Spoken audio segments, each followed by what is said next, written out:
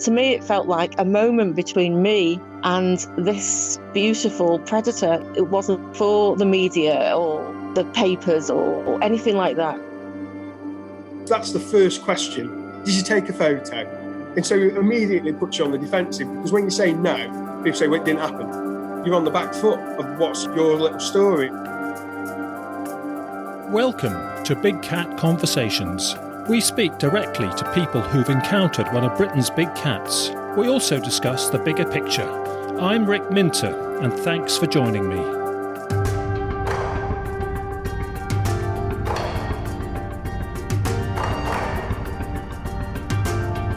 Welcome to episode 64 of Big Cat Conversations.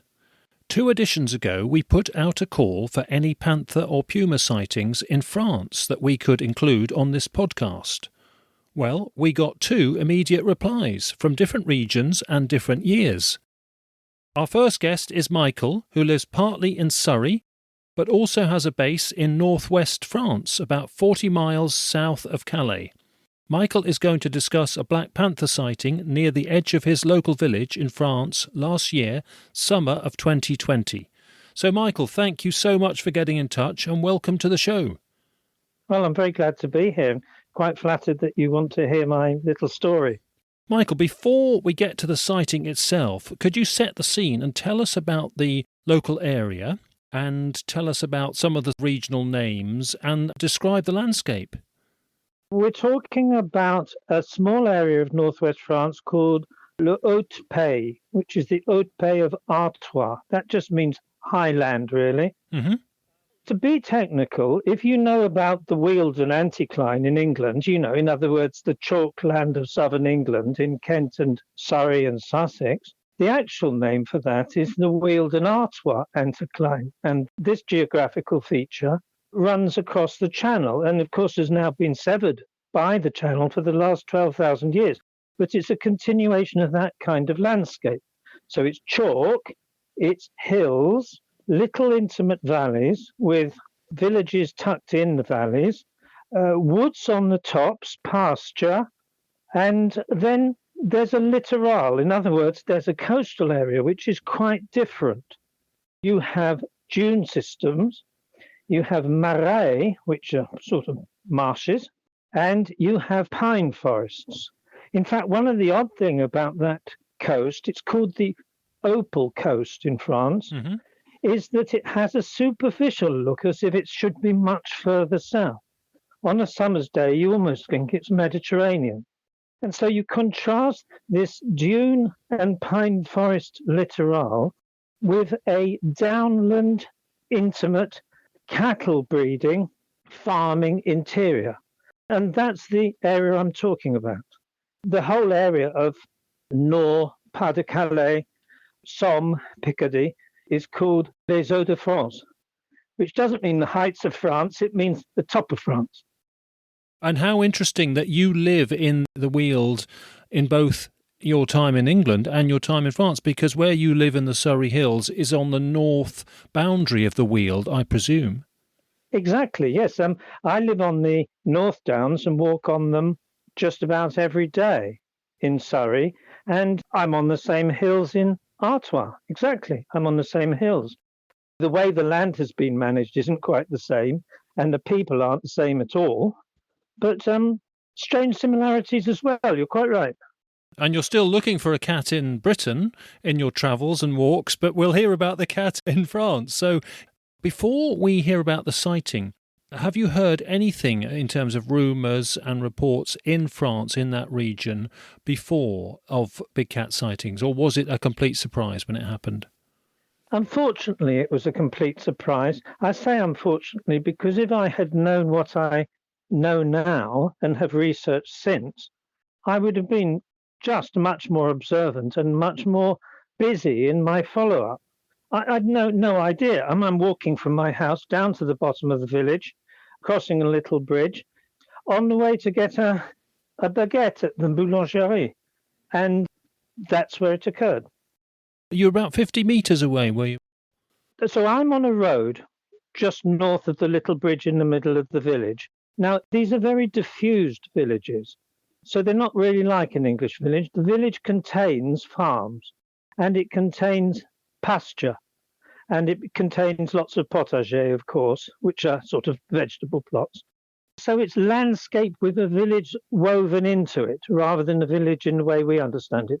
And I'm standing on this road down at the level of the little river, and to my northeast is a sloping pasture. It hasn't been cut. This is the first half of July. And if it ever is cut, it couldn't be done with a tractor because it's too steep. But the grass is medium long, and it's facing south because it's in the north side of the village, and the stream of the village, the valley of the village, is an east-west valley. So this is full sun, and being sort of 4 or 5 o'clock in the afternoon, the sun is over my shoulder in the southwest. So I'm looking across this pasture from the road. The animal is already making her way across the pasture. I didn't see her or him emerge from anywhere. She was already there out in the open of the pasture, making her way from the west side to the east side, slowly climbing as she went. Now, there is a little bit of background that needs saying here. On top of the pasture, on top of the hill, there are some very distinct buildings. There's an ancient farmhouse with a tower. They say it's a fortified farmhouse. I actually think it's a windmill, but we'll leave that aside. There's a new cowshed, which is actually very extensive, but you can only see a gable end from where I was. And then, nearest to me on the west side, there is an old castle mound, which approximates to a kind of Motte and Bailey castle mound that you might get in England. And this is very overgrown. Brambles all round, shrubs all round. I'd be very surprised if anyone's been up it for years. They're not quite as interested in their medieval history as we seem to be. And this pasture tails off towards where I am, towards the western end. And at that west end, and I think this might be important, there are 2 abandoned fermettes. Now, a fermette is a small subsistence farm, usually set around a courtyard, 3 sides of a courtyard. You've got a little house under a panther roof, torchy walls, which is the local word for mud, daub, and then covered in chaux, which is the French word for lime wash. And then the other little buildings around the courtyard are called the petit dépendance, and they would be things like a little barn, perhaps a cart shed, a little stable, a store, maybe a pigeonnier if they kept pigeons, that kind of stuff. And now they're abandoned. I think that might be important because I'm trying to work out where this cat came from and why. And that seems a pretty safe bet. Could have come from open countryside further west, could have come from there. So it's about 50 meters away. I'm pretty confident about my measurements because I went to Google Maps. I used my own house as a yardstick. I came to the conclusion I'm about 175 meters from the farmhouse, 77 meters from the cowshed, 70 meters from the nearest part of the old castle mound. And this cat is 50 meters from me when I start seeing it, maybe 60, but that sort of range, going out to 75 to 85 meters away when I lose it as it rounds the shoulder of the pastured hill and disappears round the shoulder and into the grasses out of sight. And the whole event wasn't a snapshot. It was at least 30 seconds. Bit embarrassing this, because given that it was at least 30 seconds, I should be much better on detail than I am. But there we are. There's hindsight for you. That's basically setting the scene of where I am and what I'm doing and where the cat is. Can you take us through your thoughts when you saw this animal? What did you clock it as? What did you discount? What did you run through as what it could have been? And how quickly did you conclude it's likely a cat, like a black panther?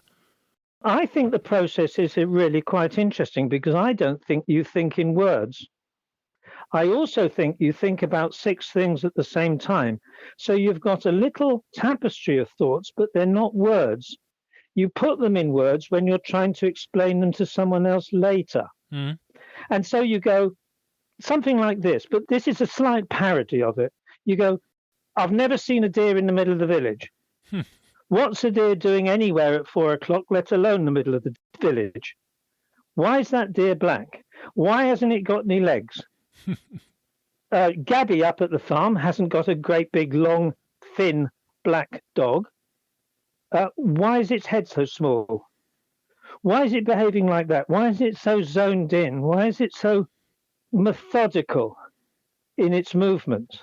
And then you start thinking, that's a cat. And as soon as you think that's a cat, you go, well, a cat's a cat. But the village is full of feral cats. They're everywhere, and they conform to a certain type. You get a grey and tabby one, you get a white one, short-haired, these things. You get ginger and white ones. They're small, they're scruffy, they're slightly persecuted, they're not welcomed in the houses, and you see them every time you leave your house. There's no way that you would mess yourself around, let alone mess anyone else around, by mistaking what I saw in that field with a semi-domesticated or feral cat.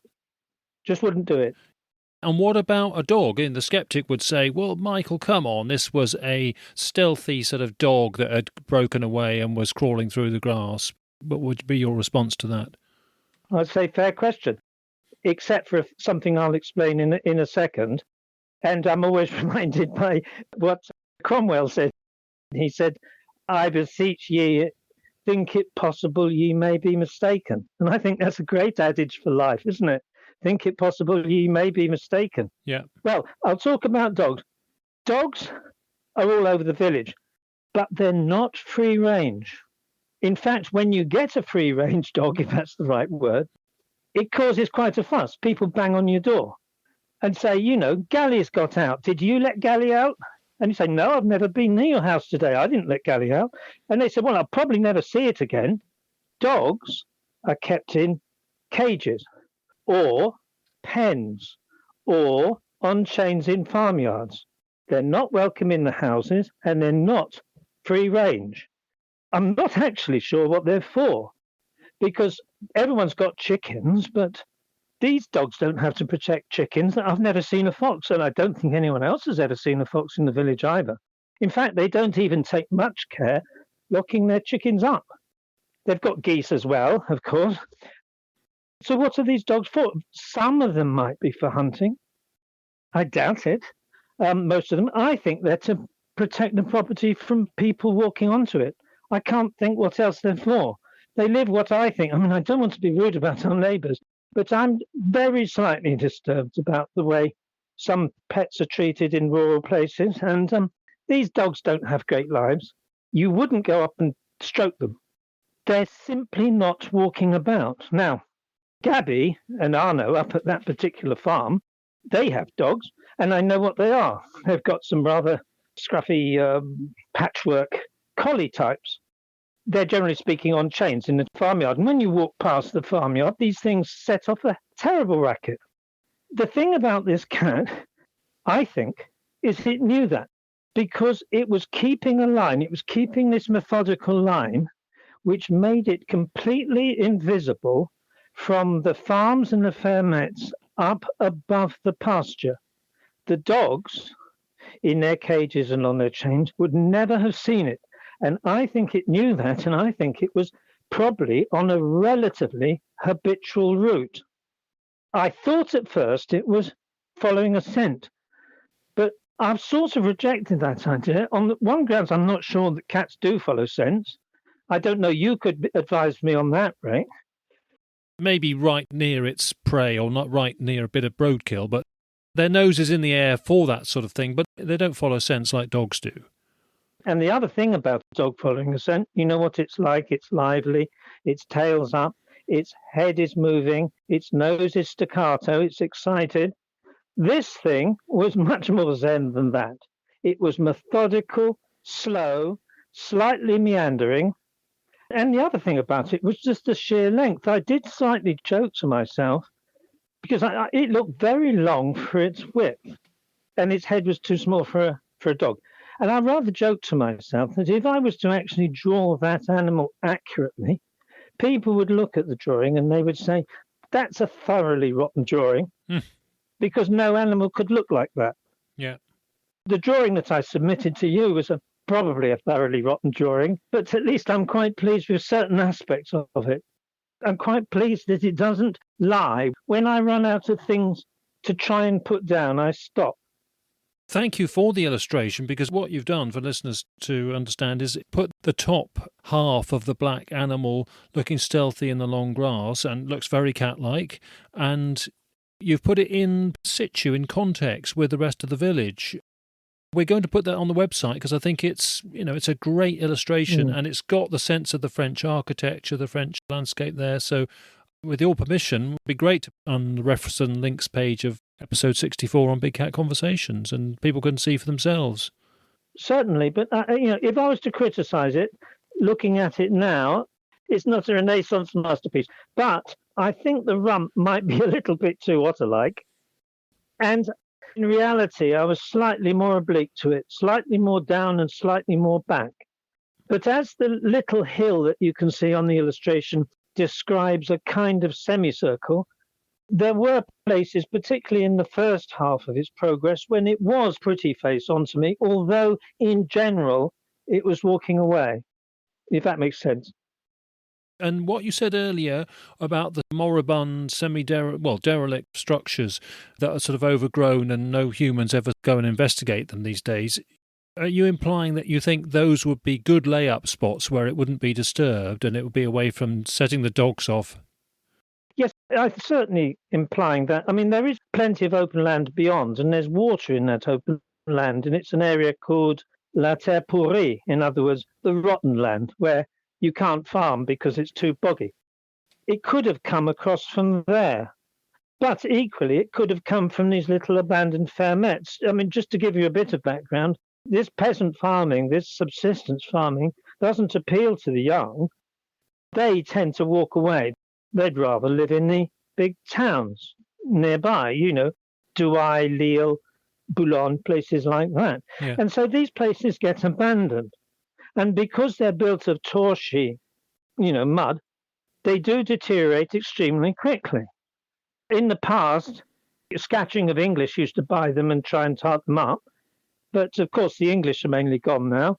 And I noticed Belgians are slightly taking their place and moving in, who like the idea of a bit of a country life. But generally speaking, these things fall down. And they must be excellent habitats for all number of things.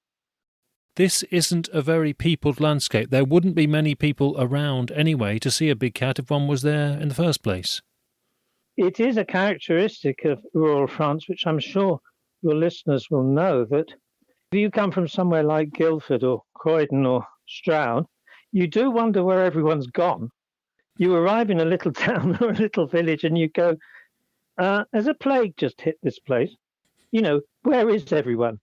And they're there somewhere. But the other interesting thing, a local chap showed me a book. He had a book on the area from 1909. And I looked up the villages and I tried to be interested in his book. But one thing that did interest me was the population in every village I looked up was bigger in 1909 than it is today. This village is said to have 600 people. The commune is quite diffused, most of whom are retired. The rest are farmers and subsistence farmers. It had 600 in 1909. Yeah, a far cry from the gentrified countryside we have in Britain in most places, in most accessible places. Very much so. One of the reasons I'm there. Sure. And you were saying that you go and sort of switch off and chill out through the summer months there. And so you wouldn't be on a Big Cat Facebook group in France because you wouldn't be able to get access to it. But we don't think they have Big Cat Facebook groups in France anyway. But maybe this podcast might trigger something. Well, I know 2 people in the village with internet. Sure. Yeah. Well, can we get back to the panther? If you'd have thought about taking a photo, would you have been able to in the last few seconds of the event? I could have done. In fact, it did fleetingly cross my mind. I don't carry my mobile around because nobody particularly wants to talk to me, which is one of the beauties of life. And the other is that the reception, the réseau, as they say, is so appalling in that village that I have to go upstairs to the grenier, to the attic, if I want to phone anyone in England.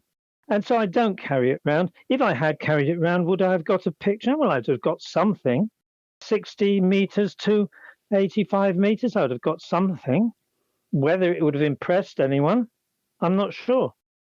By the time you'd concluded it was something like a large black panther, you would have had a few seconds of the event left to whip your phone out and take a picture, perhaps. I momentarily thought, do I run back to the house 100 yards, get my phone, run back, dismiss the thought completely, almost straight away, and just as well, really, because I wouldn't have seen anything whatsoever. I would have just missed the last 3/4 of the event. Okay. Can we have any more further description of standout features of this animal? Yep. Okay, well, I guessed 1.5 meters. I've been pacing it out on my sitting room floor. I can't fault it that much. It might be slightly less than that. I'm going to stick to my guns that it's not too far out, that measurement. Yeah, no, that's fair enough. That's fair enough. You stick to your guns. Sun was on it, at least in the first half of the event, because it was facing southwest going round the shoulder of the hill with the sun over my right shoulder. Had a bit of a shine on it. The shoulder blades were visible. The head looked small. Now, this worried me, and I might be jumping the gun. But much later, I went to the internet to look up black leopards, melanistic leopards. And to be honest, I was quite disappointed by what I found. What I found were big, chunky-looking things with quite big structural heads on one end of them. Nearly all of them looking at the camera, because these are stock images of melanistic leopards. And I couldn't, in all honesty, look at that and say, that's what I saw. Now, of course, within a species, you're going to have all the variety possible anyway, between male and female, young and old. Yeah. I appreciate that. And perhaps between well-fed and emaciated. But I was disturbed that it didn't ring an instant bell. Yeah. It didn't ring an instant bell. And it was slimline. It was very sleek and slimline, you're saying, as well. Yeah, too thin for its length. But, elegant, focused, never raised its head, never stopped, never listened, never looked back. If it knew I was there, it had no opinion of me whatsoever. Carried on in this methodical manner. Which is very cat-like, and we have lots of witnesses saying that on this podcast. I think if we just keep to the head a minute, quite a lot of people make a good statement about the heads of these cats, and they say that something like indistinct and sort of boxy, sort of angular but boxy and pug-like, but indistinct. So I suppose some female ones that are not chunky would have what you might describe as small heads. I'm wondering whether we should completely rule out a black leopard. I'll default to you on that because I'm no expert whatsoever. The thing that I thought was round. The thing that I thought was dogs don't have heads like that. None of them. Not for a beast of that size. Yeah. And remember, I'm seeing it from over its right shoulder mainly. So I'm seeing round. And I wish I could say I saw ears. I didn't see ears, so I didn't draw ears on my drawing because I was very conscious that, I don't want to embroider the story. I don't want to push it further than I actually remember. I think we just have to be open-minded. We could say, well, we also sometimes discuss the super large, giganticism in Felis catus, domestic feral cat. Is there something that's become a deer-killing size cat like that? Do you get hybridization between Felis catus and anything else?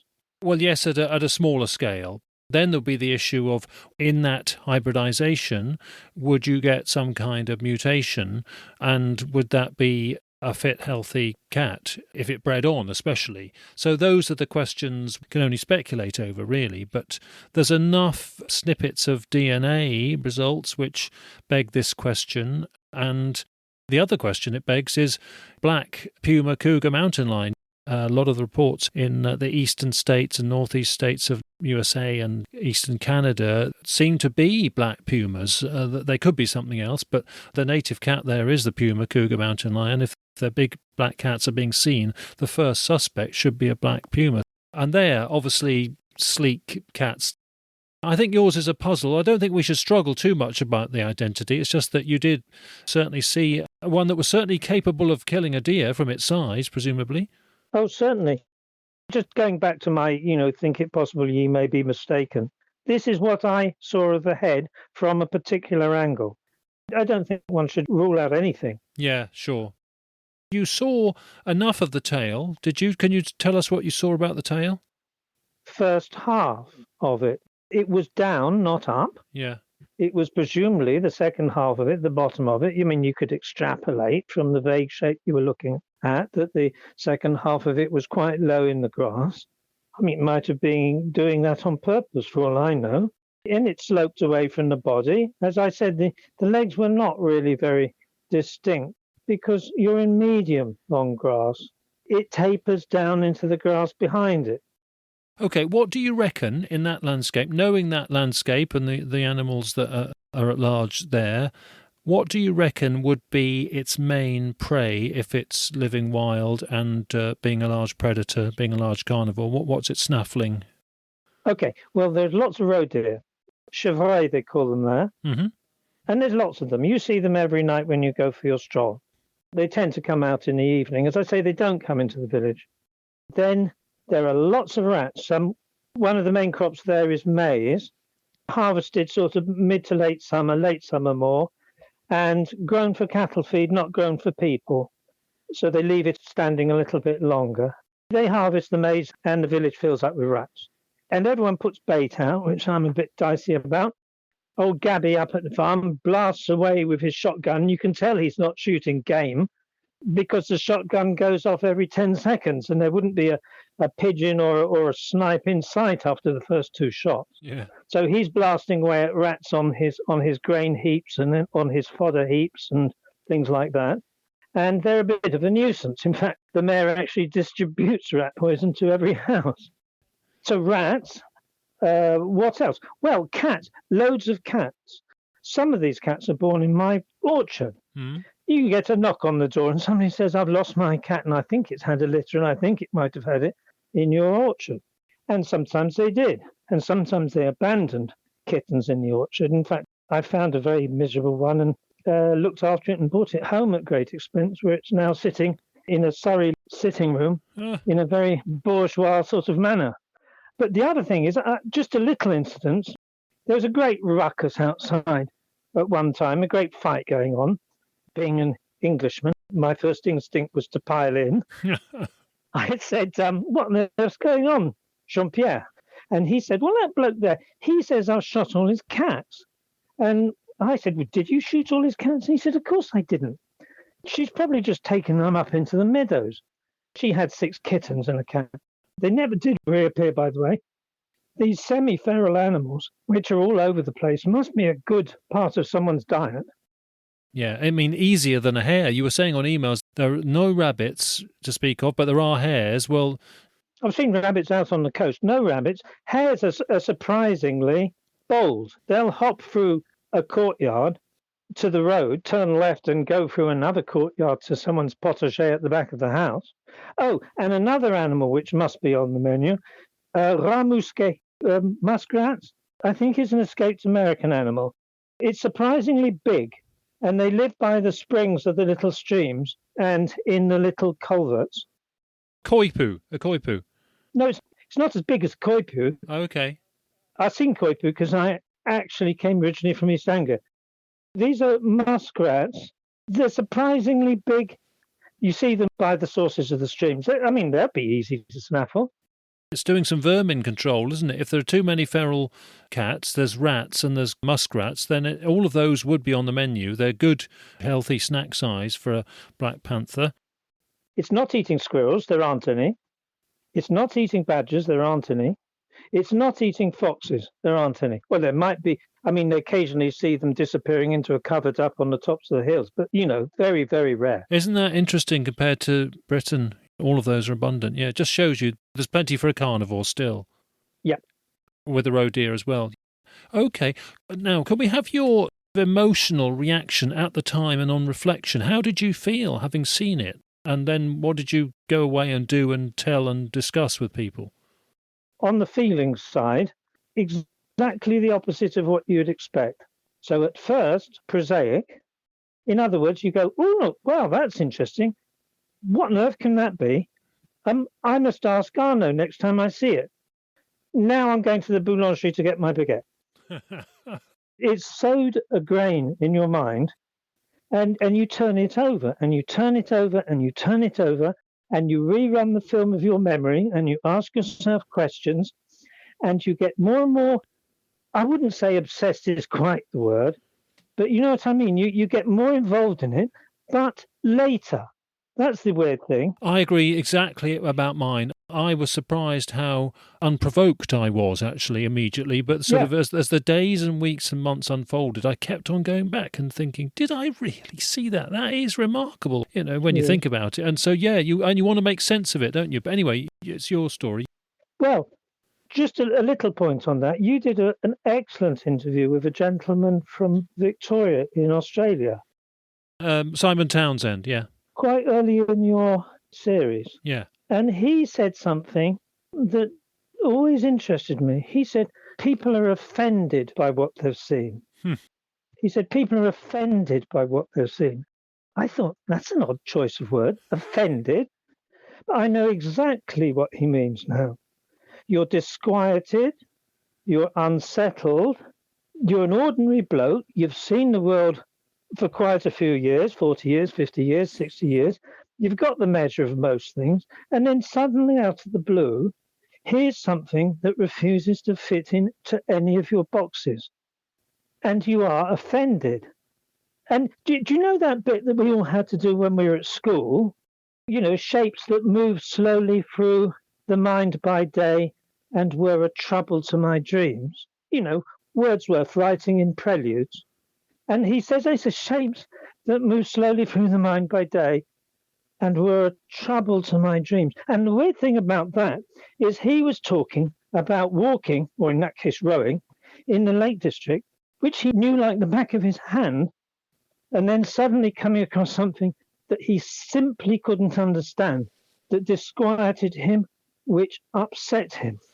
And being a great wordsmith, which we're not, he managed to say in 2 lines what we failed to say by babbling for half an hour. Plenty of big cats in that area now for him to have reflected on. Just to clear up, he wasn't talking about big cats. No. He was actually talking about a geological event. And he was just upset by something he saw, and it troubled him for day after day. And these images kept recurring to his mind as he ran it through again and again and again. And I can relate to that entirely.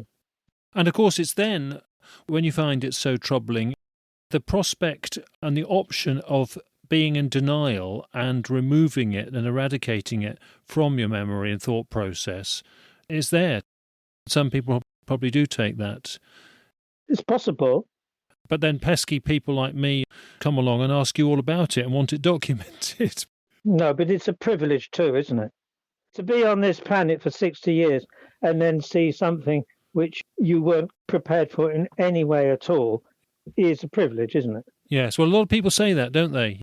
A lot of people use that very word, it's a privilege.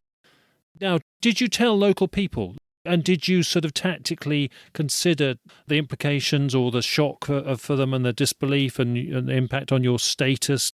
How did that go? Oh, I don't care about that. They think I'm bonkers anyway.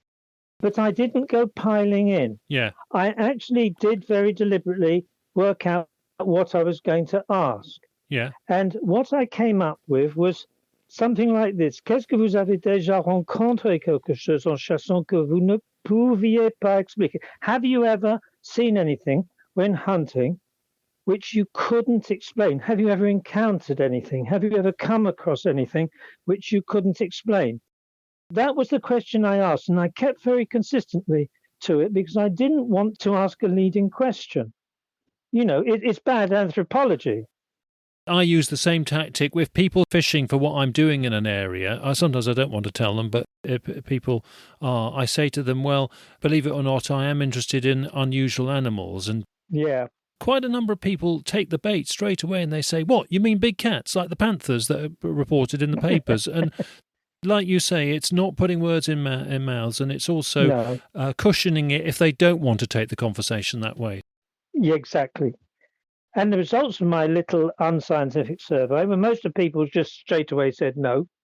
One chap said something very interesting, I thought. He said, "Tu veux dire un grand chat?" No, but do you mean a big cat?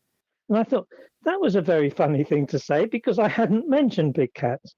He then went on to say that he hadn't seen one, but presumably for that to be his instant reply, he must have heard about people who claim to have done. And then another chap said, "Yes, I did shoot something very strange by accident." And I said, "Oh, what was that?" And then he said, "It was a red grouse." He said, "They don't come from here. We don't have them. They come from Scotland. I don't know what it's doing flying over the Haute Pays, but I accidentally shot it." So he shot a red grouse. So that's the end of my rather unscientific survey. Did you get people scoffing at the notion of it, or were people open-minded or being polite and diplomatic, or what was your judgment on the responses you got? Oh, they don't scoff. They're polite people. As I say, they think you're a bit strange. They just said, "Well, not really." Then they started talking about things like how close wolves were and other things which were sort of rather adjacent to what you wanted to talk about. I didn't get any impression that I was being ridiculed. Well, can we go on to the wild boar incident? Because I think you found that interesting because that did provoke more animated discussion and interest. Well, that's the thing, you see. I mean, we're walking half a mile east of the village along one of the Rue Blanche, which is what they call the little chalk lanes which cross the hills. And my wife had to answer the call of nature. And she crossed a very short neck of a field into a wood. And then she emerged back and was walking back towards me on the Rue Blanche. And then out of the wood behind her came this absolutely enormous sanglier, boar. And it was big. It was ginger and it was big and it thundered. I shouted for her to turn around and she did. It was like being run at by something out of the Stone Age. It was almost like a sequence from Asterix. Luckily, it wasn't interested in us, and it ran off, keeping to a low bowl of land, crossed the lane, went up a talus bank, and disappeared off towards a hamlet in the north. And I went back and I told my neighbour, Jean-Pierre, and he was incredibly interested. And he went up there 3 nights running, never saw anything. Came back, talked to it. People talked about it. And he said, "Well, we see wild boar over there in the region of Bot, and we see wild boar down there by the coast on the marshes of Merlimau. In fact, I've got the head of one on my wall. But never seen one here, never seen one here." And I almost thought it would make the paper. And I became a little celebrity for a couple of days. But the cat, not the same response at all. I guess they could relate to the boar, whereas they couldn't relate to a black panther. It was indifference. Yeah. Maybe they're a terribly practical thing. And what Jean-Pierre was thinking was, boar, that's a lot of food. Cat, that's not much food. Yeah, okay. Well, can we just quickly have the perspective of hunters? Because a lot of people hunt and shoot in the season, which is September onwards, isn't it, through the winter months? My theory is this, that the Haute Pays is empty during the summer. It's not a tourist place. Nobody goes there. You go to the Littoral, it's absolutely rammed with people. You can't park your car. This is the coastal region. Yeah. All the resorts are full. All the marais are full with walkers. And the dunes are full. The beaches are full.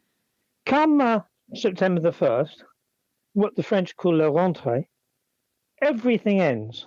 The shutters come down, the shops close, the apartments close, the ice cream man goes, the candy floss man goes, the beach is empty and it's deserted.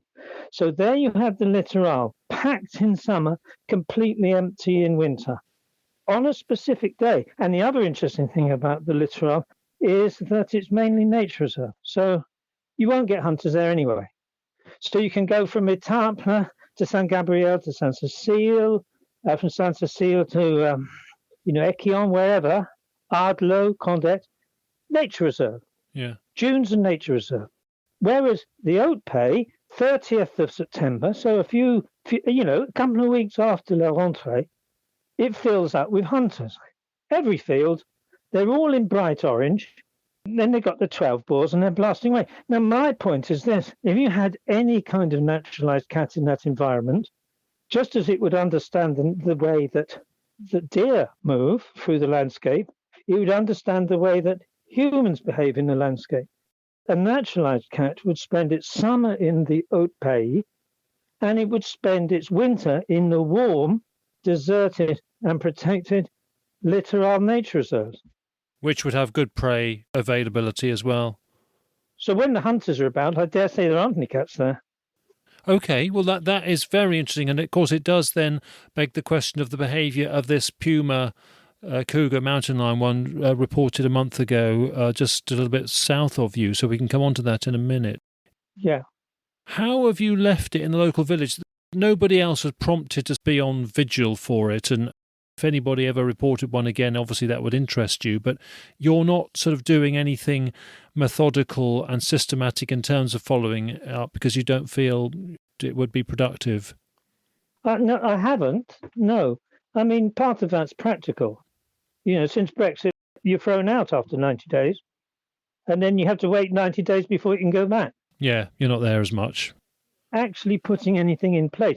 I did ask neighbours if they could snip things out of the Voix du Nord, which is the local paper.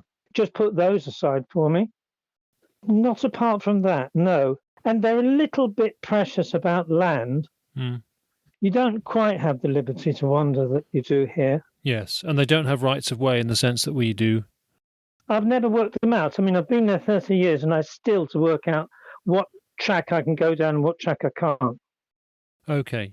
Can we then get your reflections on the recent alleged puma sightings, of which there seem to be quite a few, which would imply it was a recent sort of escapee or recent release, because if it was easier to see, it was presumably not as stealthy and furtive as a naturalised one, or one that has been out for a while.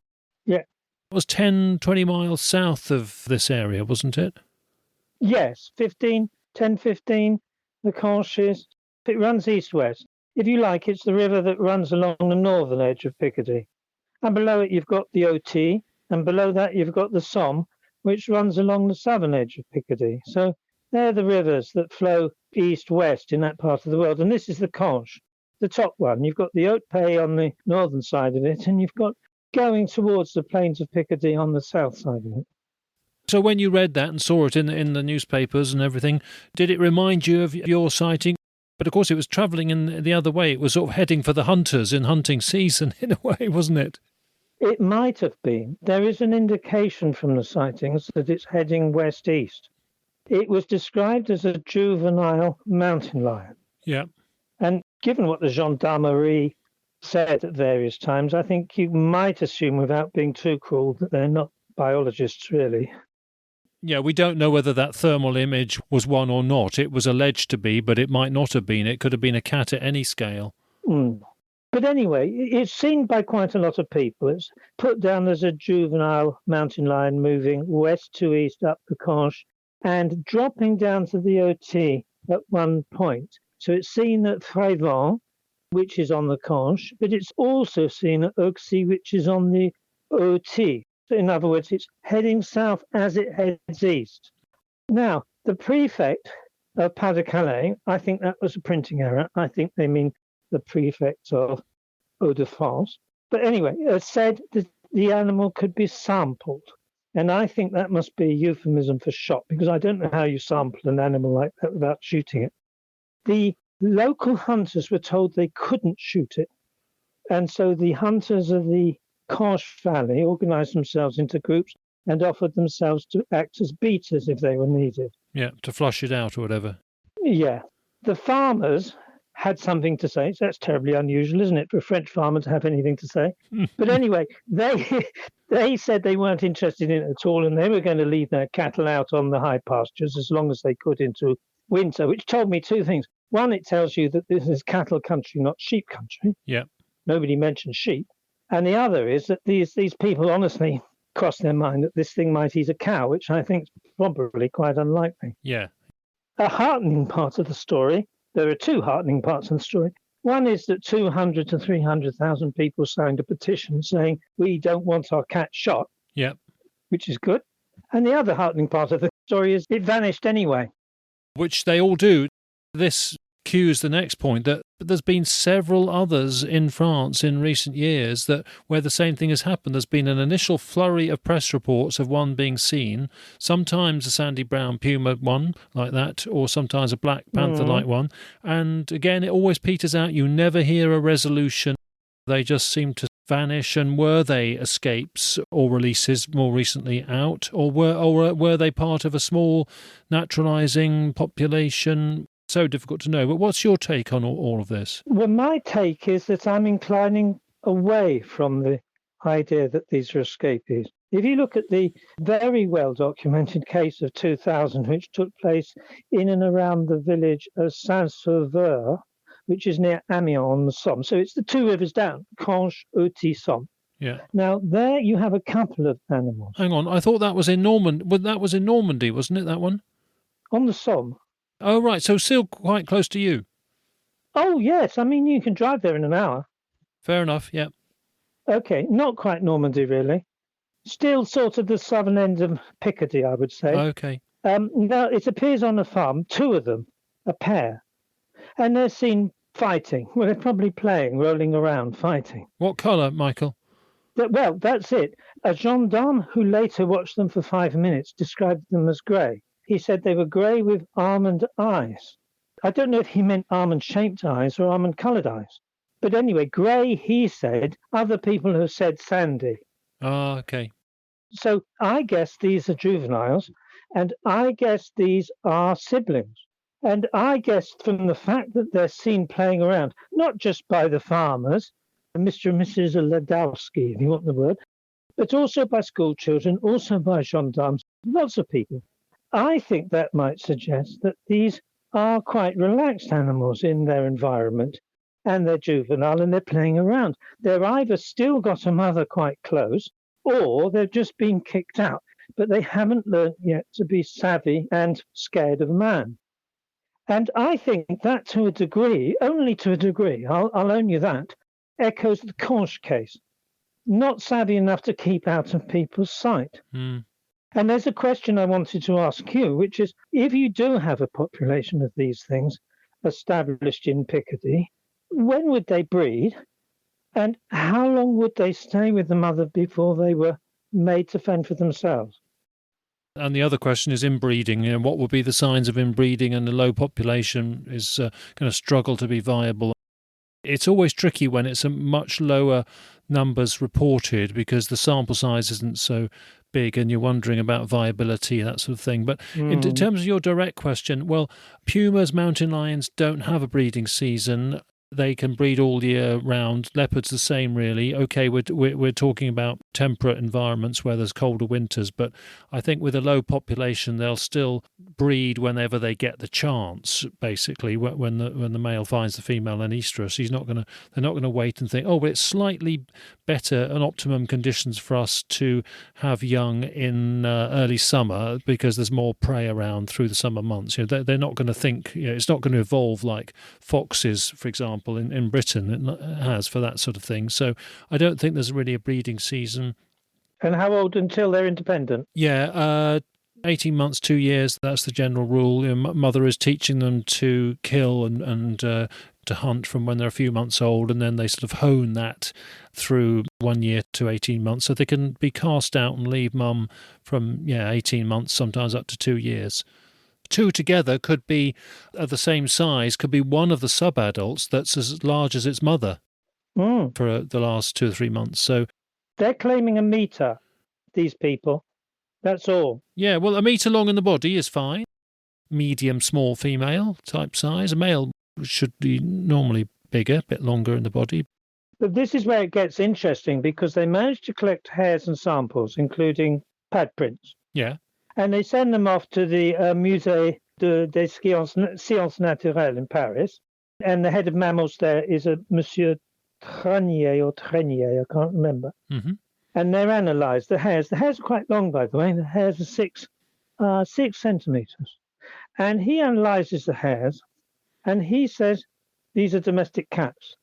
Well, they might have got the wrong hairs. I thought that. How do they know they got the right hairs? Yeah. But then he said this, which is very interesting. He said, given where the hairs must come from on the body, he said, you have to assume these animals are, this is the quote, 20 to 25 kilos. That seems very big. My Labrador's 30 kilos. Wow. And then he ends up with this quote. This is our man in Paris. He said, it is possible there are a group of animals the size of pumas wandering around Picardy.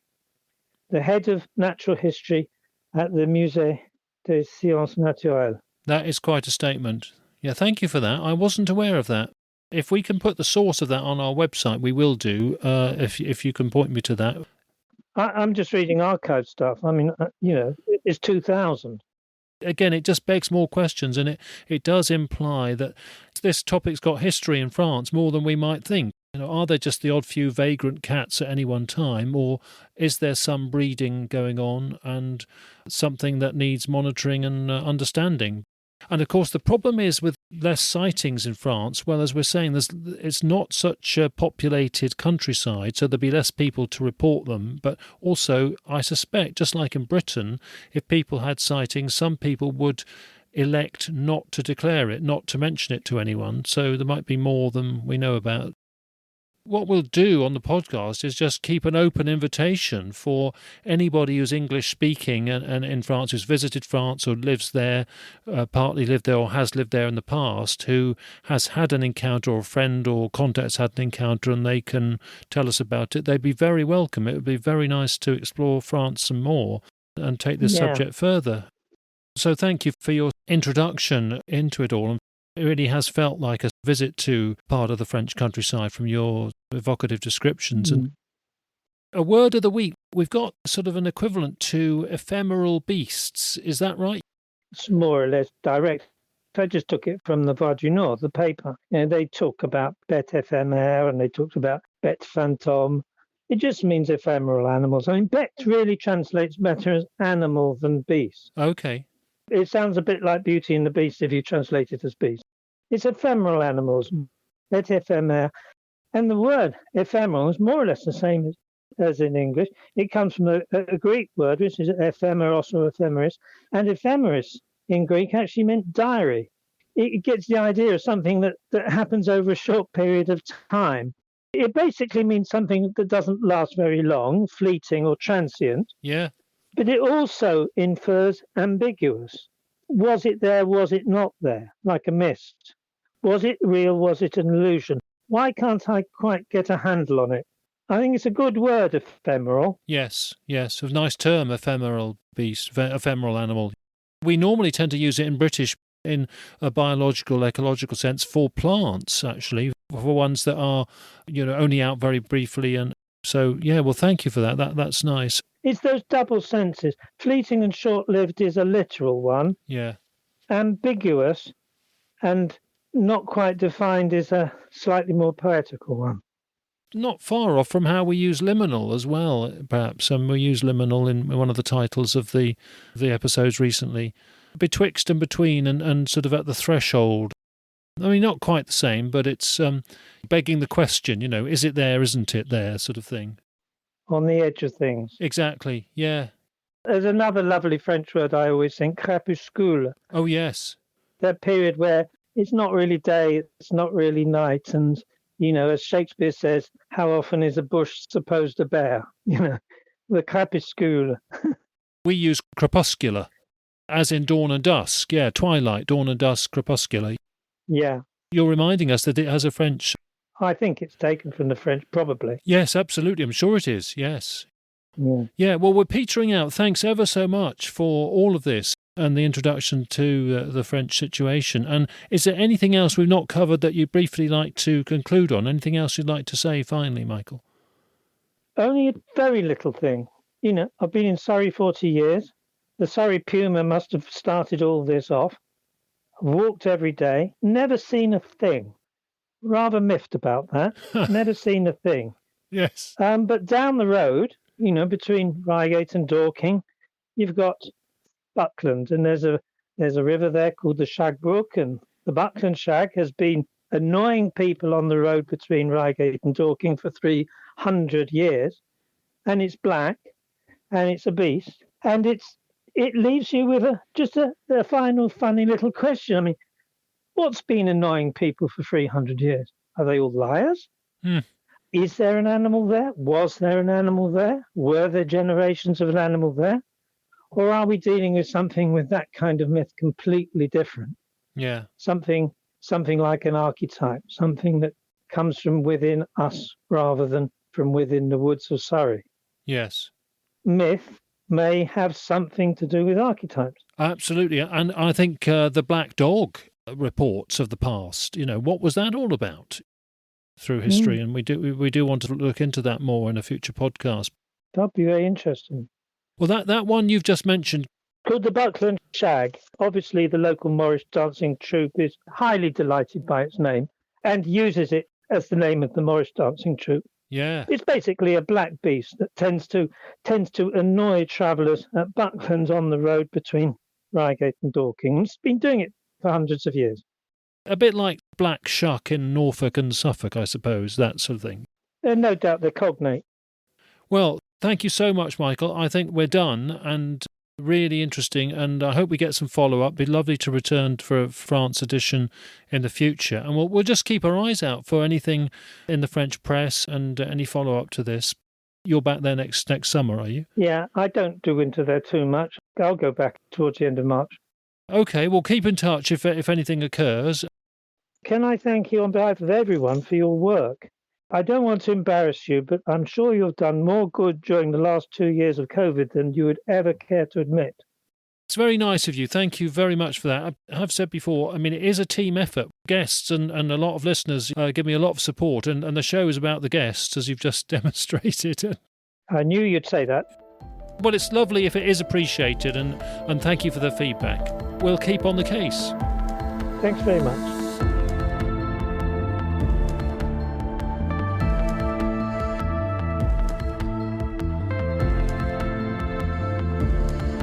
OK, straight away we can mention that another episode with a big cat sighting from France is scheduled, so will be coming soon. That one has a large black panther incident from mid-southwest France from a few years back, and one of the witnesses from that one, who is our guest, also had a close-up sighting in County Durham, which he also describes in that edition. So more from France soon, but anything else from France is always welcome, of course. Now, it's time to admit my shameful error at the start of episode 62, when we were talking about the Wirral Peninsula west of Liverpool. Because, as many or most or all of you will know, the song Ferry Cross the Mersey was not by the Beatles, as I stated, so big apologies to Jerry and the Pacemakers, who had that hit in 1965. I'm afraid it's a stark reminder that this podcast should definitely be avoided if you want anything on popular culture, past or present. So moving quickly on, I'm always keen to give a shout out to the excellent Missing Panther podcast. And episode 8 has just become available. This new Missing Panther edition features sightings in Western Australia. And in particular, it focuses on the work of the late David O'Reilly, who was an experienced and very fine journalist. His book, Savage Shadow, followed events in the 1970s in a remote farming community of Western Australia when pumas were regularly seen and sheep kills experienced. The case became known as the Cordling Cougar. The book is genuinely a gripping read because you feel you're with the local people, hearing from them and sensing their emotions as an embedded journalist, which is part of how David O'Reilly worked to prepare the book. So Savage Shadow is recommended reading for your Christmas list. It's available from booksellers on the web, and it's great news that Missing Panther podcast from Australia is revisiting the Cordling Cougar case. OK, I know it's been busy recently around Britain with various big cat reports. Coming soon, we're going to hear from eyewitnesses of a fascinating recent case in Suffolk. Just happened in November, when a black panther was seen in the coastal marshes, ready to go for the arriving geese. The cat's behaviour we can hear about in that one will be very useful to consider.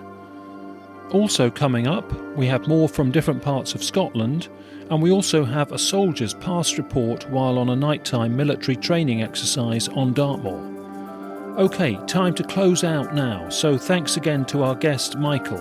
And you can see his excellent illustrations on the Big Cat Conversations website on the Refs and Links page. I hope everyone's doing OK out there. Look forward to being back soon. Thanks for listening and bye for now.